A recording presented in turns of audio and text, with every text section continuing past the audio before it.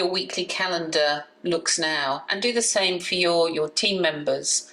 Getting a sense of where people are spending their time as a whole can get you up to that sort of helicopter perspective of how do we work now? How are we spending our time?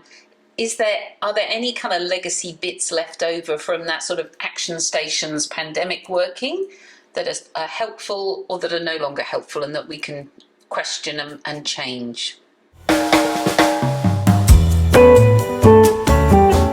It's worth taking time to reflect on how your team are spending their time.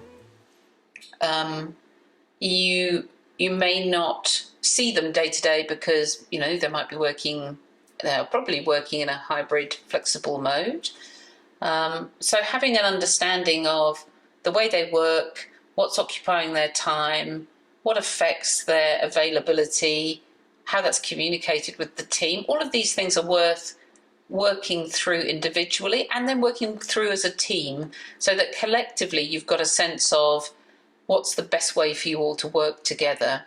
And this can be very helpful when you've got an eye to how people feel about their jobs. It's clear that people are very sensitive to feeling heard, useful, and are voting with their feet these days. So having an attention to the nature of their work and how they deliver that can be very valuable. How fully booked are your meeting times? Do you have an agenda that you run through and 10 minutes before the end go, phew, I give you 10 minutes of your time back? Is it filled, moment to moment, people move on to the next thing? It is very valuable to see if you can build into some of your meetings some unagendered time, to have a space to ask some open questions of the group. You may not be in a position to answer them. You may just be happy to let the group talk about what's on its mind. This is helpful in building psychological safety. People feel that you're interested in what they have to say and that you're interested in the discussion.